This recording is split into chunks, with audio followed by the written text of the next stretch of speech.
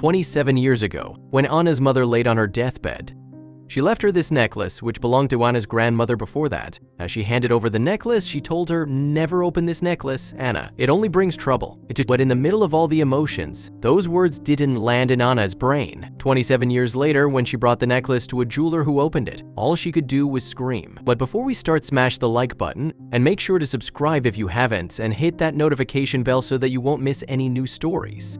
You see, a large part of Anna's life had been very difficult by anyone's usual standards, particularly her childhood, which had a heavy focus on surviving as opposed to thriving, and Anna would carry the memories and mental scars from that time for years after she had left it all behind her. Anna was born into a poor family in a city where the quality of life was very dependent on one's financial situation, with her parents barely managing to make ends meet. Even before she was born, the addition to the family did not help the situation and had even more negative consequences besides a lack of money. The birth of Anna had seemed to change the dynamic of the once so loving relationship between the couple. While Anna's father, John, seemed dead set on giving his daughter the best life possible by working his ass off and spending all his free time with her, Anna's mother, Dorothy, seemed to take a different approach to parenting. That is, if you can even call her actions parenting. And after being seemingly very excited to become a parent, she quickly lost all interest in her child after the birth. After a while, she didn't even look in Anna's direction anymore or acknowledge her existence. But that was not the only thing she lost interest in. When he woke up one morning, John noticed that Dorothy was not in her bed. This was unusual, as she would normally sleep in. He started to look around the house, waking Anna up in the process. And nothing in the house seemed to be out of place, but Dorothy was nowhere to be found. After having searched the house, John and Anna, who was around 8 at this time, started going around the neighborhood asking if anyone had seen Dorothy leave that night. They got lucky with a neighbor who lived across the street from them and had gotten home from a late shift around 1 a.m. The neighbor told them that around 1:30, he had seen Dorothy leave the house with no belongings or anything and wait for a while alongside the street. After about 5 or 10 minutes, a luxury car pulled up in front of her. The driver stepped out and opened the car door for Dorothy and bowed when she entered the vehicle. After this, they sped away. After recovering from the first shock that this message had caused, John started to notice that something was seemingly off with the letter. It was handwritten, but it was not Dorothy's own handwriting. It also had words he had never heard his wife use before. With these suspicions, John went to the police again, but didn't get the answers he was hoping for. The police informed him that they saw this letter as a valid explanation of why his wife left, because it made sense alongside the neighbor's story of her being picked up in a luxury car. The police told John that they would have to close the investigation, which in truth had never even really started. Not a single fiber in John's body wanted to give up the search for his wife and the search for answers, but he was now left with an impossible dilemma. This situation remained unchanged for a couple of years, and both father and daughter were finding their groove within it more and more. In that time, they got no more information about Dorothy and were slowly starting to forget about her. And with her fading from John's mind, another woman eagerly made use of this opportunity. John got into a new relationship with a beautiful young woman, and they seemed to fall head over heels in love with each other. It didn't take long for her and her son to move in with John and Anna. John expected this to be the start of a great new chapter in his life, but he would turn out to be very wrong about this. While John and his new girlfriend clicked so well, this was not the case for Anna. She had a frigid relationship with her new stepmother. One day, the doorbell rang in the middle of the day when Anna was home alone. Her father was at work and her stepmother was getting groceries with her son. Anna opened the door and was presented with a small package. It had no return address on it, and the delivery driver also had no idea where it came from. Anna quickly opened it. The package contained 3 items: a letter addressed to Anna, a beautiful, expensive-looking necklace fully loaded with diamonds, and a framed photo of someone who Anna kind of recognized as her mother, wearing the very same necklace as in the package. Still confused, Anna opened the letter and started reading. The letter was very short and factual. It stated that Dorothy had passed away 2 months ago and that the funeral had already taken place, though it didn't state where the body was buried. The letter ended by explaining that the items in the box were what Dorothy had left Anna in her will. Anna was still determined to get out of the house as quickly as possible, but her biggest issue with this was that she had no money. So she thought that if this necklace was half as valuable as it looked, then maybe she could sell it and get enough money from it to finance her new life. This necklace, alongside the framed photo, was the only thing she had left of her mother, and in all likeliness, all she would ever have. Was getting out of the house now worth more to her than the memory of her mother? Still unsure, she decided that there was no harm in getting it appraised first, to see if there even was a decision to be made. Anna took the necklace to the local jewelry store to get an idea of how much it was worth. The employee took the necklace in the back to look at it and was away for a very long time. It took almost an hour before he was able to get back to Anna. But he came to a very odd conclusion about the necklace. The jeweler told Anna that the whole necklace was fake. A good fake, but a fake nonetheless. It was almost exclusively made of cheap metals and glass. Now, this in itself was not that weird. He had fake jewelry come into the store almost daily. That there was something about this fake that really stood out to him. The jeweler was able to pay a decent price for the stone, but not quite enough for Anna to move out. She would have to save up some more money, and upon hearing her story, the jeweler actually offered Anna a job helping out around the store. Everything seemed to finally go right for Anna, but this fortune wasn't long-lived. Anna's home situation was not improving whatsoever. In fact, it was getting worse. The arguments with her stepmother only seemed to be happening more frequently as time went on, and they were growing more violent.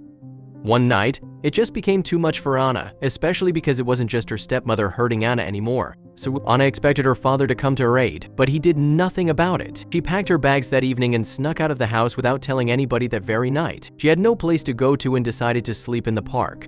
The next day, she quit her job at the jewelry store and hopped on a bus that would take her as far away as possible. At the restaurant she worked, there was a young chef who Anna seemed to hit it off with from the very moment the two of them met. But the young chef, Thomas, kept trying, and eventually Anna was comfortable around him. And the new couple moved in together after only a couple of months. They knew they were destined to spend eternity together.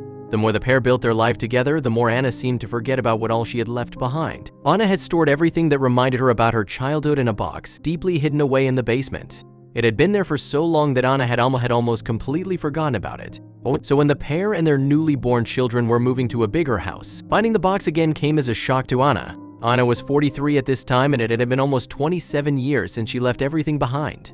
She felt strong enough to open this box again and let some of the memories come back to her. When opening the lid, the first thing she noticed was the big fake necklace her mother had left her. Luckily, Anna herself had no serious injuries and got off with only a few bruises and scratches. But her mother's old necklace, which she had been wearing at the time, was in pieces on the ground below her. Anna was on the verge of crying, but then she noticed something between the pieces of the big pendant. She reached for it and picked up a small key. Anna's first thought was if this key may have already been on the ground and her necklace just happened to fall on top of it. But this thought was quickly cast aside when Anna read what was written on the side of the key, and her whole world stopped for a second. There was a sticker with her name written on it stuck to the key. So many questions popped into Anna's head. How did this key get into the pendant? Written on the back of the picture is a series of numbers. Anna didn't recognize what these could be and decided to take the picture upstairs and ask her husband. She first explained the whole situation to him, and his jaw dropped. Then Thomas took a look at the picture and the numbers on the back. But unlike Anna, he immediately recognized what the numbers were. The numbers were coordinates. The couple quickly turned on the computer to find out where the coordinates would lead to. To their surprise, the coordinates appeared to be pointing to a nearby city, the city Anna and Thomas used to live before they moved. The couple arrived just 20 minutes before closing time, and Anna sprinted out of the car while Thomas still looking for a parking spot. She could not wait any longer. There was nobody in the lobby of the building when she entered except for a concierge and one employee behind the counter twiddling his thumbs.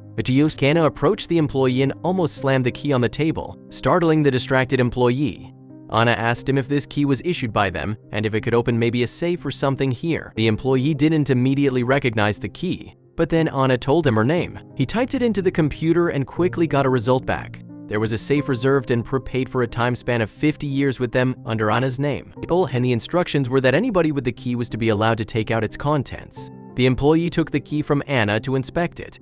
He removed the sticker that had Anna's name written on it, revealing the number under it. It matched with the number that was linked to the entry that he had found in his database. Anna's heart started to beat faster as the employee stood up from his desk. For years, she had barely thought about her mother and had assumed that she had not really ever cared about her. But she knew that whatever was behind the door of this safe could change that perspective forever. With shaky hands and pounding heart, Anna turned the key and opened the safe. Inside the safe, which was one of the biggest in the room, were a couple of smaller cardboard boxes bound together and a letter taped on top. This could be what Anna had been looking for, an explanation for every question that she had never gotten an answer to. Anna opened the letter and started reading. The letter was long, but every word in it was important to Anna. The letter started with an apology from her mother for not being there when she was growing up and leaving in the manner in which she did. The day Anna was born had been a joying occasion for her, but it would turn out to be the beginning of a very dark chapter in her life. She was overwhelmed by the pressure of having to raise a child and fell into depression because of it, and as a result, her relationship with Anna's father quickly went downhill. She had foolishly agreed to this and was picked up by him without her husband's or Anna's knowledge that fateful night. But she would quickly realize that she had made a big mistake, as the man had no intention of ever reuniting Anna and her or treating her any better than her husband had. The man was taking advantage of her fragile mental state at that point, but he had not counted on Dorothy's determination to get the best for her daughter, despite the danger she would put herself in. After a couple of years in this terrible situation, she had come up with a plan. She had found out the code to the safe, and one night when the man was away, she emptied it and fled the house. After finding out that Anna had moved, she arranged everything with the local bank and had the key be put into the necklace. Opening the boxes, they indeed found the money described in the letter, but the couple didn't really seem to care about it. They didn't need the money, they were happy with their lives, and taking it just didn't feel right. After talking for a little bit, they came to a decision as to what to do with it. They want to donate all the money to charity, and specifically to a charity dedicated to helping people with depression and/or to a charity helping women in similarly bad situations as Dorothy had been in with Anna's father and the man from which she stole the money. It felt like the only right thing to do. They set everything up with the bank employee so that the money could go directly to the charities, and after that, they set out on their way home. But not before making one more stop. The bank employee had looked a bit deeper into their archives while Anna and Thomas were in the safe and found something interesting. Anna and Thomas parked the car. The sun was starting to set and the couple walked towards where the coordinates lead them. It was a graveyard, and they quickly found the gravestone which they had been looking for. It was a simple stone, and all that was written on it was the date of birth, passing, and a name Dorothy.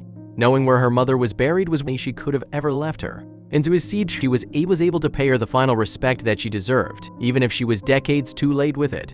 The couple stood there for about an hour before returning home, and Anna vowed to come back here at least once a year on her mother's birthday.